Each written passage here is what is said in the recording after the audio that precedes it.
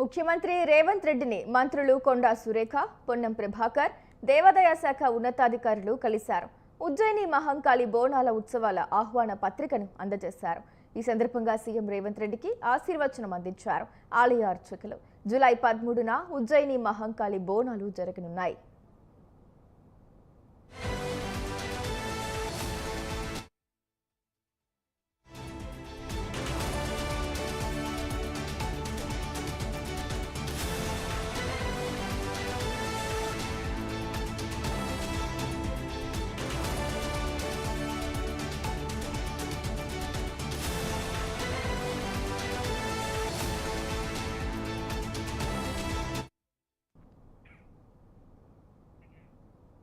కాళేశ్వరం అవినీతి నుంచి బయటపడేందుకు బీఆర్ఎస్ నేతలు ఆపసోపాలు పడుతున్నారని మాజీ ఎమ్మెల్యే ఎన్వీఎస్ఎస్ ప్రభాకర్ అన్నారు.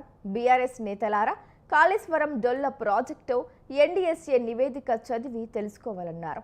ఐఐటీలో చదువుతున్న అత్యున్నత మేధావులు, నిపుణుల బృందం కాళేశ్వరాన్ని సందర్శించి లోపాలను ఎత్తి చూపిందన్నారు. కాళేశ్వరంపై బీఆర్ఎస్ నాయకులు ఒక్కొక్కరు ఒక్కొక్క రకంగా మాట్లాడుతూ ఒకరికొకరు కాపాడుకోవాలని చెప్పని ప్రయత్నం చేస్తూ ఉన్నారు.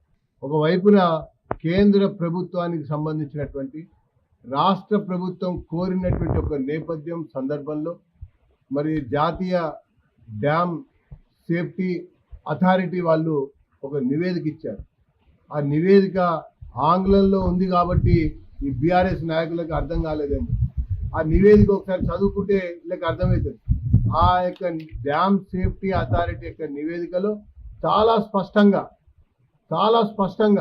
జరిగినటువంటి అక్రమాలని, నాణ్యత లోపాన్ని, కూలినటువంటి కాలంల యొక్క వివరాలని, కొట్టుకుపోయినటువంటి కాలువల యొక్క సంగతిని, మొరాయించినటువంటి యొక్క మోటార్ల యొక్క వివరాలని నిష్ణాతులైనటువంటి ఇంజనీర్లు, అది కూడా సిడబ్ల్యూసికి సంబంధించినటువంటి అత్యున్నతమైనటువంటి ఒక ఇంజనీర్ల యొక్క బృందం, ఐఐటిలో చదువుకున్నటువంటి ఇంజనీర్ల యొక్క బృందం, దాంతోపాటు ఇంజనీరింగ్ రంగ నిపుణులు వచ్చి పరిశీలించి నివేదిక ఇస్తే వాళ్ళకంటే వీళ్ళు పెద్ద తోపుగాల్లాగా, వాళ్ళకంటే వీళ్ళకి.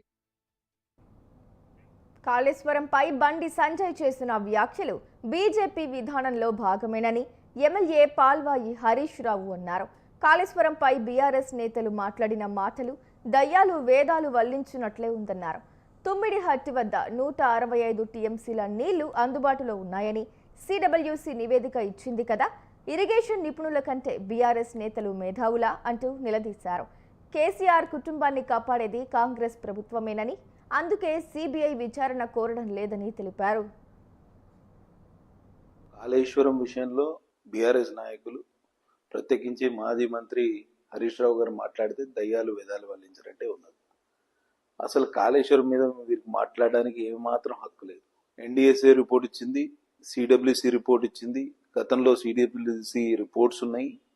తుమ్మిడిహెట్టి దగ్గర 165 టీఎంసీల నీళ్లు అందుబాటులో ఉన్నాయని 2015-16 సిడబ్ల్యూసి రిపోర్ట్ ఇచ్చింది. ఎన్డీఎస్ఏ సిడబ్ల్యూసి కన్నా వీళ్ళు గొప్ప వాళ్ళ. ఒక ఈ దగ్గర 200 కోట్ల రూపాయల ఆస్తి దొరికింది. కాళేశ్వరం ఈ దగ్గర, ఈఎన్సీ దగ్గర 500 కోట్ల రూపాయల ఆస్తి దొరికింది. ఈ దగ్గర 200 కోట్ల రూపాయల ఆస్తి దొరికితే కేసీఆర్ శుద్ధపూస అవుతాడా? కేసీఆర్ హయాంలోనే జరిగింది కదా కాళేశ్వరం. ఈఎన్సీ దగ్గర 500 కోట్ల పైసలకు అక్రమ ఆస్తులు ఏసీబీకి దొరికితే కేసీఆర్ కూడా శుద్ధపూస ఎట్లయితాడు ఈ కాళేశ్వరం నిర్మాణంలో? ఒకసారి ఆలోచన చేయాలి. గాంధీ భవన్లో జాతీయ కాంగ్రెస్ నాయకులు దివంగత నేత సంజయ్ గాంధీ వర్ధంతి సందర్భంగా నివాళులర్పించారు. ఏఐసీసీ ఇన్ఛార్జి మీనాక్షి నటరాజన్ ఆయన చిత్రపటానికి పూలమాలలు వేసి నివాళులర్పించారు. ఈ కార్యక్రమంలో ఎమ్మెల్యేలు ఆది శ్రీనివాస్, కవ్వంపల్లి సత్యనారాయణ, మేయర్ గద్వాల విజయలక్ష్మి పాల్గొన్నారు.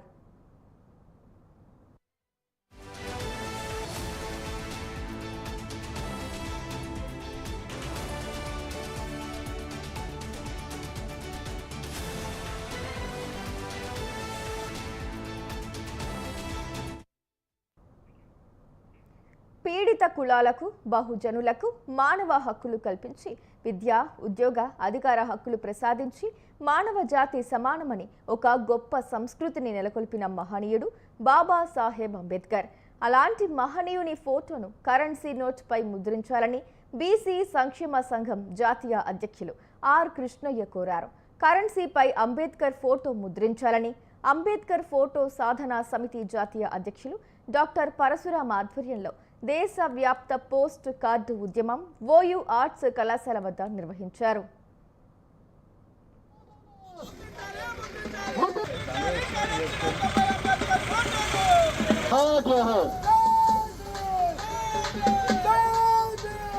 కరెన్సీ నోట్లపై డాక్టర్ బిఆర్ అంబేద్కర్ గారి ఫోటోను ముద్రించాలని జూన్ 23వ తారీఖు జాతీయ జెండా రూపకల్పన కమిటీ ఏర్పడినటువంటి రోజు. జాతీయ జెండాలో అశోక చక్రాన్ని పెట్టింది డాక్టర్ బిఆర్ అంబేద్కర్. ఆ జాతీయ జెండాలో ఉంటే అశోక చక్రంలో 24 ఆకులుంటే ఈ 24 ఆకులలో 24 ప్రాథమిక లక్ష్యాలను పొందుపరిచింది డాక్టర్ బిఆర్ అంబేద్కర్ అని ఈ సందర్భంగా తెలియజేస్తూ 1921లో ఇంపీరియల్ బ్యాంకు కుప్పగూలిపోయినప్పుడు రూపాయి ధన సమస్య పరిష్కార మార్గం వంటి పుస్తకాన్ని రాసి హిల్టన్ యంగ్ కమిషన్ కు, సైమన్ కమిషన్ కు, రాయల్ కమిషన్ కు ఇవ్వడం వల్ల 1935 ఏప్రిల్ 1వ తారీఖు నాడు రిజర్వ్ బ్యాంక్ ఆఫ్ ఇండియా ఏర్పడ్డదంటే డాక్టర్ బిఆర్ అంబేద్కర్ వల్ల.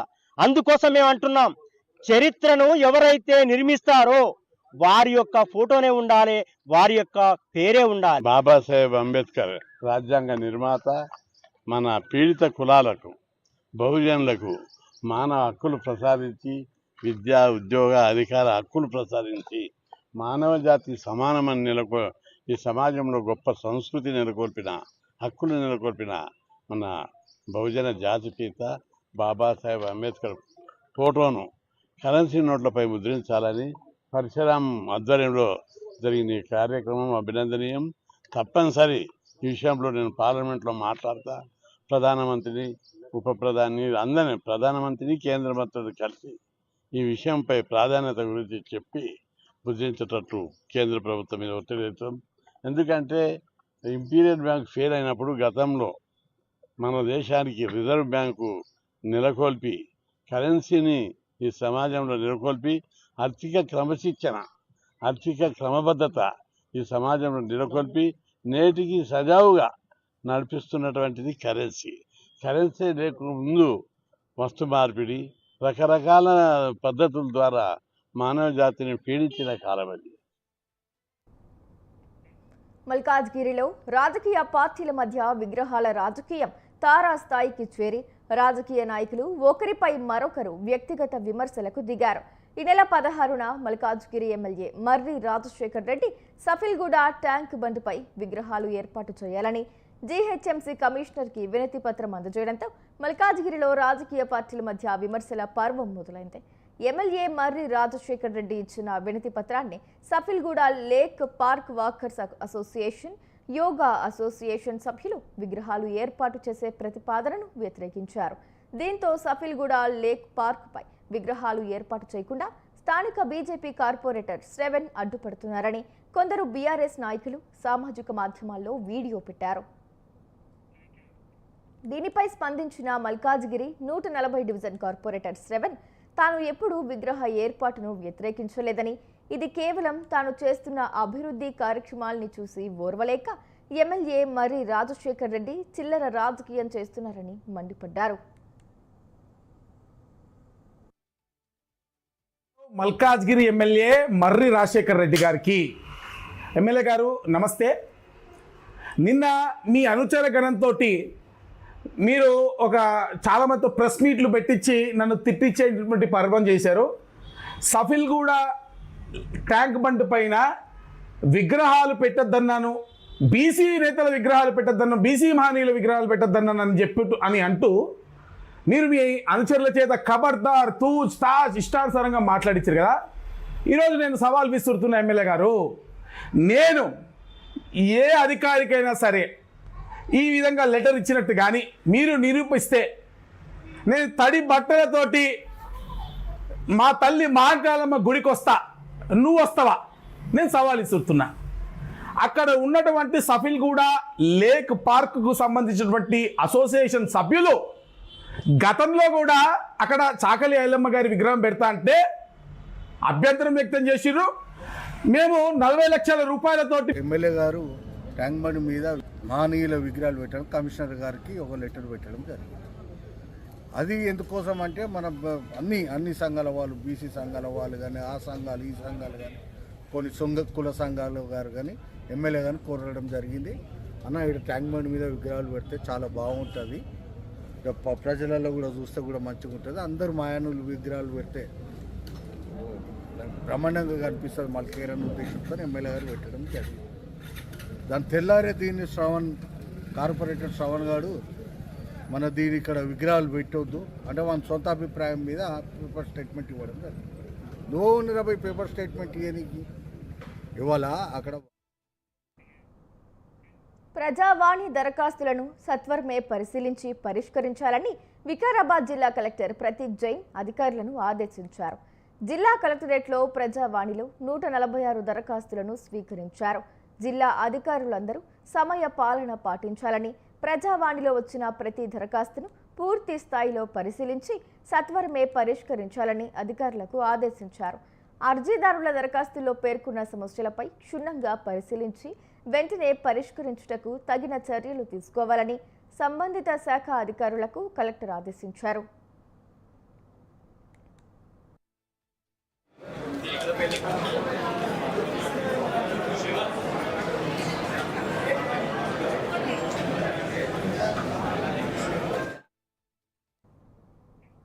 రంగారెడ్డి జిల్లా ఇబ్రహీంపట్నం మండలం ఎలిమినేడు బీఆర్ఎస్ పార్టీ గ్రామ శాఖ ఆధ్వర్యంలో నిరసన కార్యక్రమం చేపట్టారు. రోడ్డుపై బైఠాయించి ముఖ్యమంత్రి దిష్టిబొమ్మ దగ్ధం చేశారు. ప్రభుత్వం 2 దఫాలుగా రైతు బంధు ఇవ్వకుండా కాలయాపన చేస్తుందని మండిపడ్డారు. కాంగ్రెస్ ప్రభుత్వం స్థానిక సంస్థల ఎన్నికల్లో ఓటు అడిగే అవకాశం కోల్పోయిందని ఆగ్రహం వ్యక్తం చేశారు. రైతు బంధు ఇవ్వకుండా నిర్లక్ష్యం చేస్తున్న ప్రభుత్వంపై రాబోయే రోజుల్లో పెద్ద ఎత్తున నిరసన కార్యక్రమాలు చేపడతామని హెచ్చరించారు.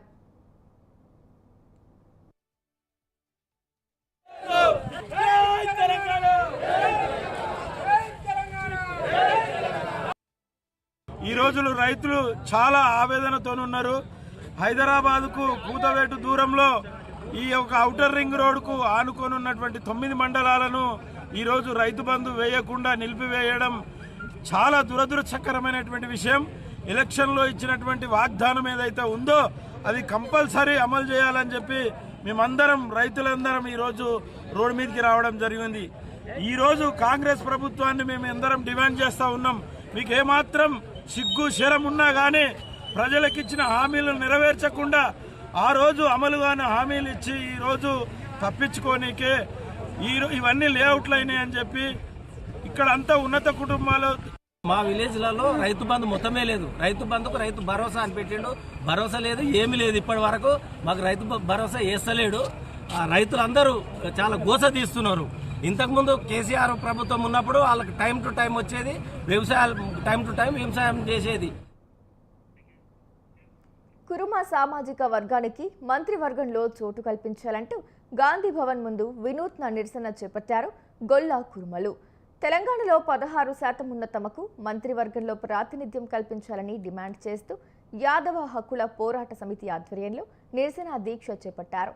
గాంధీ భవన్ వద్దకు గొర్రెలు, మేకలను తీసుకొచ్చి తమ నిరసన తెలిపారు. 5,000 కోట్లతో యాదవ కార్పొరేషన్ ఏర్పాటు చేయాలని, గొర్రెలు, మేకల సహకార సమాఖ్యకు చైర్మన్ నియామకం, గొర్రెలకు ఇన్సూరెన్స్, 2వ విడత గొర్రెల పంపిణీ చేపట్టాలని ప్రభుత్వాన్ని కోరారు. సంవత్సరం అర్థమవుతుంది కాంగ్రెస్ ప్రభుత్వం ఏర్పడి ఇంతవరకు కూడా యాదవ్ కుర్మలకు మరి మంత్రివర్గంలో స్థానం లేదు. మరి ప్రభుత్వానికి సంవత్సరం అర్థం నుంచి ఎన్నోసార్లు వినతి పత్రం ఇచ్చినాము. అయ్యా, తెలంగాణ రాష్ట్రంలో 16% ఉన్న యాదవ్ కుర్మలకు ఖచ్చితంగా మంత్రివర్గంలో స్థానం కల్పించాలి. అదేవిధంగా 5,000 కోట్లతోటి బడ్జెట్ తోటి యాదవ్ కుర్మ కార్పొరేషన్ ఏర్పాటు చేయాలి. అదేవిధంగా మరి గొర్రెల మేకల సహకార సమాఖ్య మరి ప్రభుత్వం ఏర్పడిన 2 నెలల్లోనే ఏర్పాటు చేయాలి చైర్మన్ డైరెక్టర్లు. మరి ఇప్పటి వరకు కూడా మరి chairman director. Hyderabad school education office దగ్గర పీడీఎస్యు నిరసన చేపట్టింది. ప్రైవేటు, కార్పొరేట్ స్కూల్ ఫీజుల దోపిడీ అరికట్టాలని డిమాండ్ చేశారు పీడీఎస్యు నాయకులు. ఫీజుల నియంత్రణ చట్టాన్ని తీసుకురావాలని కోరారు. అలాగే బెస్ట్ అవైలబుల్ స్కూల్ పెండింగ్ నిధులను విడుదల చేయాలంటూ డిమాండ్ చేశారు.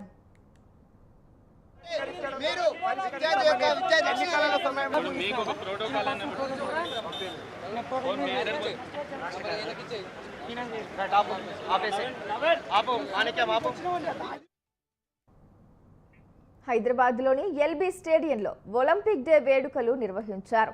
14 ప్రాంతాల నుంచి ఒలింపిక్ రన్ ద్వారా విద్యార్థులు చేరుకున్నారు. ఈ కార్యక్రమంలో తెలంగాణ ఐటీ శాఖ ప్రధాన కార్యదర్శి జయేష్ రంజన్, మంత్రి వాకిటి శ్రీహరి, పారా ఒలింపిక్ పతక విజేత దీప్తి జీవాంజీ పాల్గొన్నారు.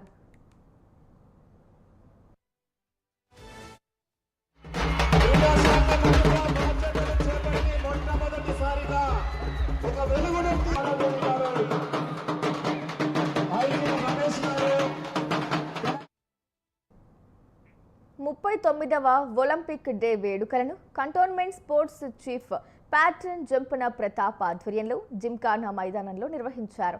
ఈ ఒలింపిక్ డే వేడుకలకు ముఖ్య అతిథిగా cantonment board CEO Madhukar Naik జెండా ఊపి ఒలింపిక్ రన్ను ప్రారంభించారు. వివిధ స్కూల్స్, కాలేజీల నుంచి వేలాది మందిగా విద్యార్థులు హాజరై జిమ్ఖానా మైదానం నుండి ఎల్బీ స్టేడియం వరకు ఒలింపిక్ రన్లో పాల్గొన్నారు.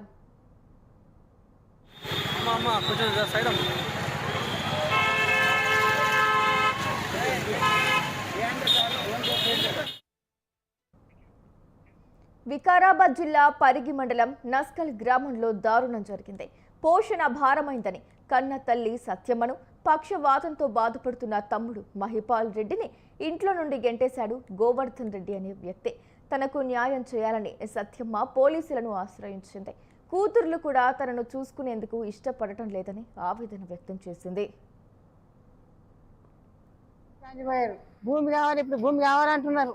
మరి భూమి కావాలి, ఇప్పుడు గంజిపోయిపోతే ఇవి చేస్తుందా? మరి నాకు చేత కాదు, నాకెవరు చేసి పెట్టాలి బిడ్డ? నాకు 3 బిడ్డలు, 2 కొడుకులు. ఈ మనమని ఇచ్చిన అందరివి కానీ ఆ బిడ్డలు అసంటివి ఉన్నాయి. అవి అమ్మ అనేది అమ్మ అనేది ఇక ఆ కొడుకు ఆ కొడుకు 2 కొడుకులు ఉన్నారు. వచ్చిన ఆయన బాధకు ఉన్న చాలా బాధ బిడ్డ. ఇక నాకు కూడా చేసి పెట్టాలంటే ఎవడు ఒప్పుతలేరు.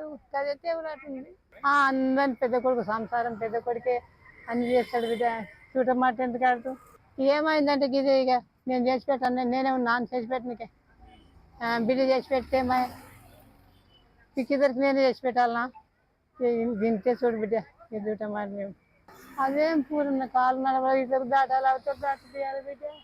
మెట్టు దిగనికి రాదు, పెద్ద బాధ ఉంది. భర్త వేధింపులతో నవవధువు ఆత్మహత్య చేసుకున్న ఘటన హైదరాబాద్ కూకట్పల్లి హౌసింగ్ బోర్డులో చోటు చేసుకుంది. కేపీహెచ్బీలో శ్రీనివాస్ సేల్స్ మ్యాన్ గా పనిచేస్తున్నాడు. ఈ ఏడాది ఏప్రిల్ 16న శ్రీనివాస్కి పూజితతో వివాహమైంది. పెళ్లి తర్వాత పూజితను వేధించడం మొదలుపెట్టాడు. కొన్ని రోజుల కిందట శ్రీనివాస్కు ఇష్టం లేని బంధువులతో పూజిత కూల్ డ్రింక్ తాగిన వీడియో చూపిస్తూ వేధించాడు. 21/6/2025 రోజు సాయంత్రం అందాగా 9:30 గంటల ప్రాంతంలో పూజిత అని చెప్పి మ్యారేజ్ అయ్యి 2.5 months అవుతుంది అప్రాక్సిమేట్లీ. అయితే ఈ అమ్మాయి ఇంట్లో తన సొంత ఇంట్లో సూసైడ్ బై హ్యాంగింగ్ చేసుకొని చనిపోవడం జరిగింది.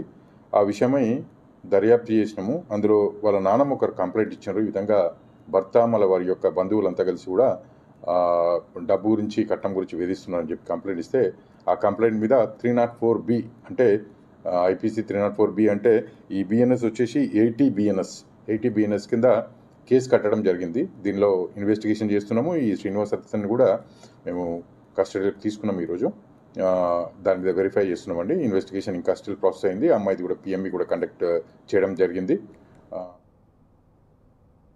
హైదరాబాద్ రాజేంద్ర నగర్లో వాతావరణం ఒక్కసారిగా మారింది. శంషాబాద్, కాటేదాన్, అత్తాపూర్ ప్రాంతాల్లో వర్షం దంచికొట్టింది. ఉరుములు, మెరుపులతో కూడిన వర్షం కురిసింది. ప్రధాన రహదారులపై నీరు చేరడంతో వాహనదారులు తీవ్ర ఇబ్బందులు ఎదుర్కొన్నారు. పలు ప్రాంతాల్లో ట్రాఫిక్ జామ్ అయింది. ట్రాఫిక్ సిబ్బంది వెంటనే అక్కడికి చేరుకుని వాహనాల రాకపోకలను నియంత్రించే ప్రయత్నం చేశారు.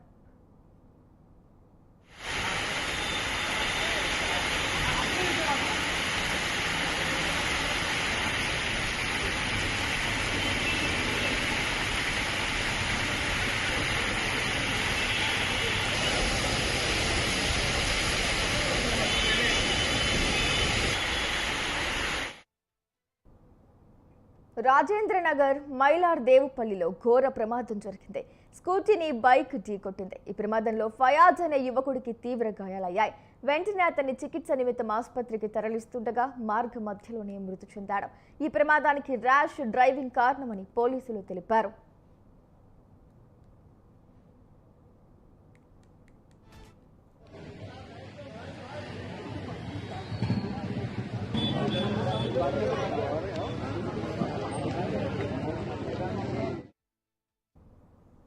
అబ్దుల్లాపూర్ మెట్లో విషాదం చోటు చేసుకుంది.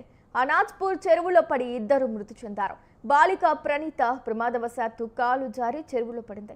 ఈ ఘటనలో బాలికను కాపాడబోయి ఇంద్రసేనారెడ్డి అనే యువకుడు మృతి చెందాడు. బాలిక కూడా చెరువులో మునిగి మరణించింది. కూతురుని కాపాడబోయి నీటిలో మునిగిన తండ్రిని స్థానికులు కాపాడారు. స్థానికుల సమాచారం మేరకు ఘటనా స్థలికి చేరుకున్న పోలీసులు మృతదేహాలను పోస్టుమార్టం నిమిత్తం ఆసుపత్రికి తరలించారు. ఈ ఘటనపై కేసు నమోదు చేసుకున్న పోలీసులు విచారణ చేపట్టారు.